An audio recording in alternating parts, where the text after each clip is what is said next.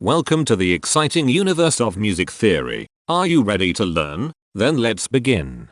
Today we will talk about scale 2807, Zylygic, which sounds like this.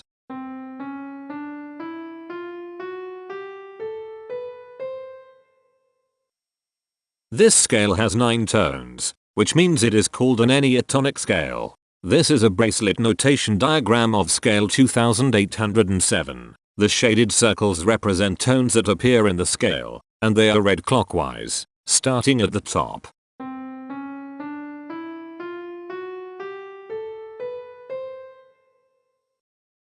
The pitch class set for this scale is 0, 1, 2, 4, 5, 6, 7, 9, 11. The fourth class is 9, 9. This set is not prime. The structure of a scale is a description of the interval distance between each successive tone. This scale has a structure of 1 1 2 1 1 1 2 2 1.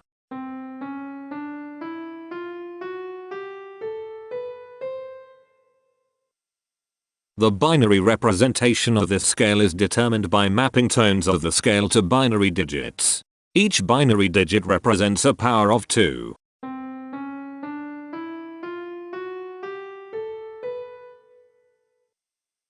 To get the scale number, we add the powers of 2 together. The powers of 2 that are present in the scale, all added together, equals 2807. That is why the scale number, in decimal, is 2807. The scale number not only enumerates the scale with a unique index, but it also literally describes the tonal content of the scale. Represented as a binary number in base 2, the scale number is 101011110111. Here are the common triads present in this scale. The diagram in the center is a graph of parsimonious voice leading between triads. There are 5 major triads. There are 5 minor triads. There is 1 augmented triad. There are 3 diminished triads. Here is a Hamiltonian path of parsimonious voice leading that uses all the triads.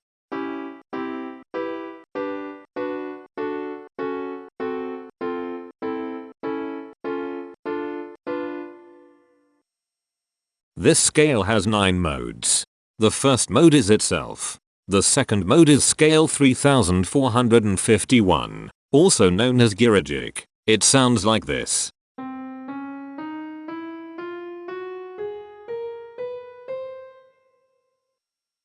The third mode is scale 3773, also known as Raga Malgunji. It sounds like this.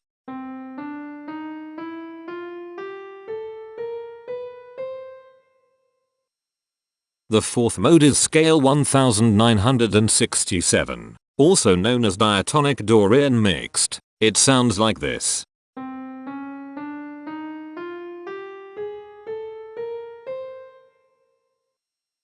The fifth mode is scale 3031, also known as epithagic. It sounds like this.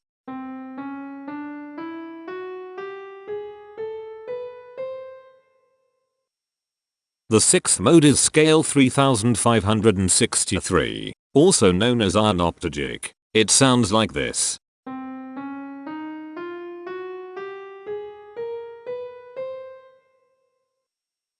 The seventh mode is scale 3829, also known as Teishikacho. It sounds like this.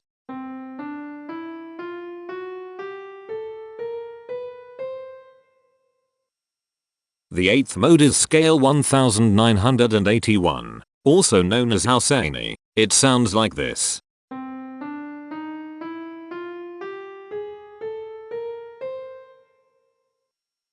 The ninth and last mode is scale 1519, also known as Locrian Aeolian mixed. It sounds like this.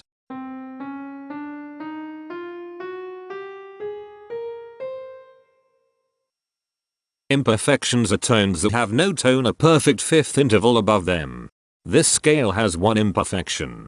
Here, Hemitones are instances where two tones in the scale are a semitone apart. This scale has 6 hemitones. They are at positions here, here, here, here, here, and here. Cohemitones are instances where two hemitones are beside each other. This scale has 4 cohemitones. They are at positions here, here, here, and here. The distribution spectra describes the size of each of the scale steps, which in turn describes how evenly spaced the tones are. A generic interval is how many scale steps are between one tone and another. A specific interval is how many semitones apart they are. The generic interval of one scale step comes in 2 different specific interval sizes, 1 semitone and 2 semitones. The spectrum width of this generic interval is the highest, 2, minus the lowest, 1, which equals 1. The generic interval of 2 scale steps comes in 3 different specific interval sizes, 2 semitones, 3 semitones, and 4 semitones. The spectrum width of this generic interval is 2. The generic interval of 3 scale steps comes in 3 different specific interval sizes, 3 semitones, 4 semitones, and 5 semitones. The spectrum width of this generic interval is 2. The generic interval of 4 scale steps comes in 2 different specific interval sizes, 5 semitones, and 6 semitones. The spectrum width of this generic interval is 1. The generic interval of 5 scale steps comes in 2 different specific interval sizes, 6 semitones, and 7 semitones. The spectrum width of this generic interval is 1. The generic interval of 6 scale steps comes in 3 different specific interval sizes, 7 semitones, 8 semitones, and 9 semitones.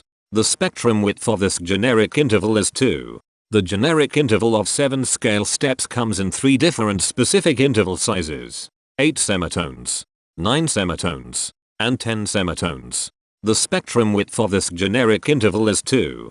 And finally, the generic interval of 8 scale steps comes in 2 different specific interval sizes, 10 semitones, and 11 semitones. The spectrum width of this generic interval is 1.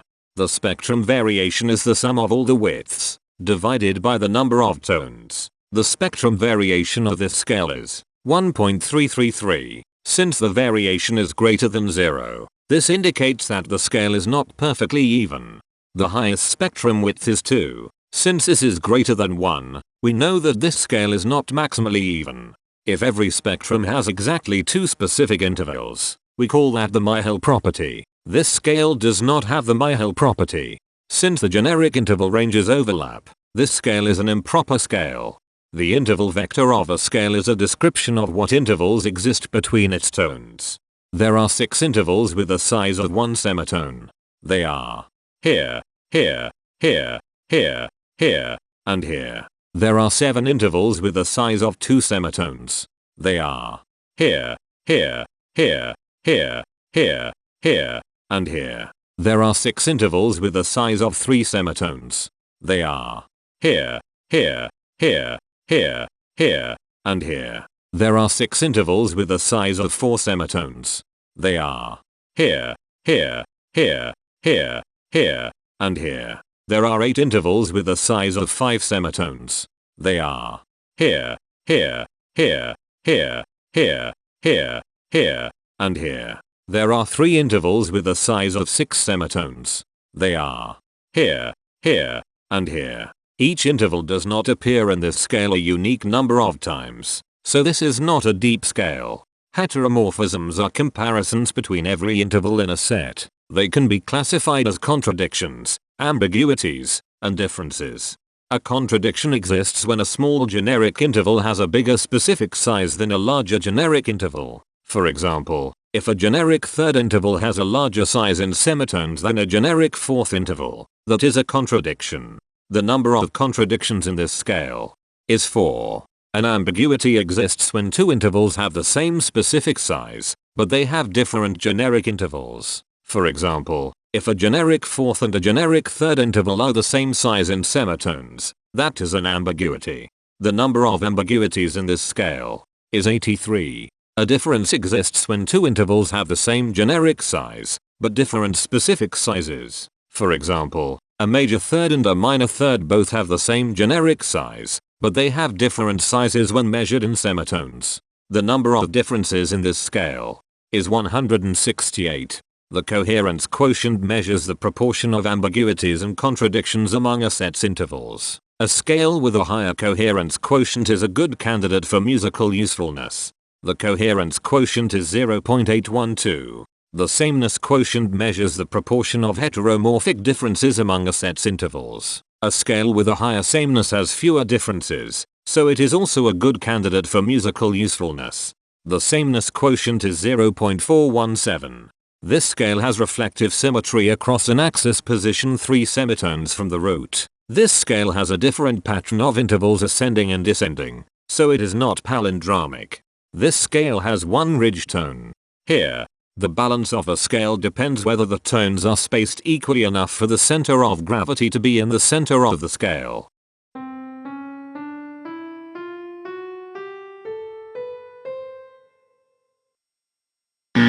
This scale is not balanced. The inverse of a scale is a mirror image. It is what you get when the sequence of intervals is reversed. The inverse of this scale is scale 3563, also known as Zylygic. This scale is achiral, since it can transform into its own reflection by a rotational transformation. This scale has no rotational symmetry.